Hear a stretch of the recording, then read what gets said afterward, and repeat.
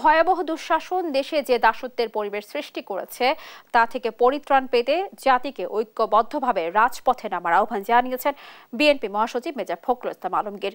বলেন, বিচার বিভাগকে দলীয়করণ সহ অর্থনীতি, রাজনৈতিক ব্যবস্থা সবকিছুকে ধ্বংস করে দেওয়া হয়েছে। জানান, সংকট সমাধানে ঐক্যবদ্ধ শক্তি নিয়ে রাষ্ট্রকে এবার ঝাঁকি দিতে হবে। বিস্তারিত সাইফুর রিপনের প্রতিবেদনে। রাজধানীর ইনস্টিটিউশন অব ইঞ্জিনিয়ার্সে বীর মুক্তিযোদ্ধা ও গণস্বাস্থ্য কেন্দ্রের প্রতিষ্ঠাতা জাফরুল্লাহ চৌধুরীর প্রথম মৃত্যুবার্ষিকীতে নাগরিক স্মরণ সভায় অংশ নেন বিভিন্ন সামাজিক রাজনৈতিক সংগঠনের শীর্ষ পর্যায়ের নেতারা।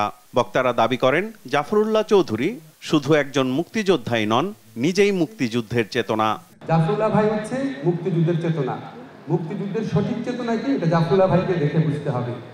উনি শুধু ৭১ মুক্তিযুদ্ধ করে থেমে যায় নাই, ওনার মুক্তিযুদ্ধ জীবনের শেষ দিন পর্যন্ত ছিল। মানুষের মধ্যে সমতা, ন্যায়পরণতা সৃষ্টি করার জন্য যে বাংলাদেশ সৃষ্টি হয়েছে, সেখানে আজকে যে হতাশা, নিরাশা, অনেকের মধ্যে হাল ছেড়ে দেওয়ার মানসিকতা সৃষ্টি হয়েছে, আজকে আমাদের জাফরবাদ খুব প্রয়োজন ছিল আমাদের। বেঁচে থাকলে জাফরুল্লাহ চৌধুরী ভারতের বাংলাদেশ বিরোধী তৎপরতার প্রতিবাদ করতেন বলেও দাবি করেন বক্তারা। বাস্তবে ভারত আজকে বাংলাদেশ সহ অধিকাংশ দেশকে একটা প্রবল বৈরী প্রতিপক্ষতার জায়গায় আজকে তারা নিয়ে গেছেন। খুবই দুর্ভাগ্যজনক, বর্তমান সরকারের সাথে যখন হিন্দুত্ববাদী মোদী সরকারের যে অশুভ আঁতাত, যে আঁতাতে বাংলাদেশ কার্যত এক ধরনের দখলদারিত্বে এখন পর্যবেসিত হয়েছে। আজকে বাংলাদেশকে যদি আগাতে হয়, কার্যকর কৌশলী চিন্তারও একটি জোয়ার দরকার, এবং সর্বোপরি একটা পবিত্র রাগের জোয়ার দরকার। অভ্যস্ত হয়ে গেছে আমরা খুব সহজে, এই চলছে, এটাই চলবে। এইখানে আসলে আজকে রেগে যাওয়ার সময় হয়েছে।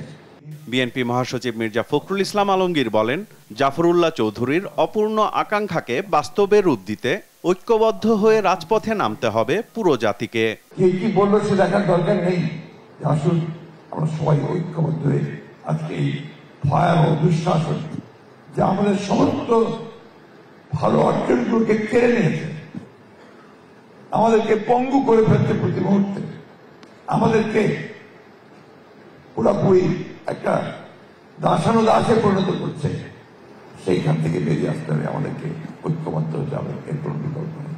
দেশে অবলীলায় গুম খুনের ঘটনা ঘটলেও সরকার মিথ্যাচার করছে বলেও অভিযোগ করেন মির্জা ফখরুল ইসলাম আলমগীর। অবলীলায় এখানে আপনার হত্যা করা হয়। সাইফুল রিপন, দেশ টিভি, ঢাকা।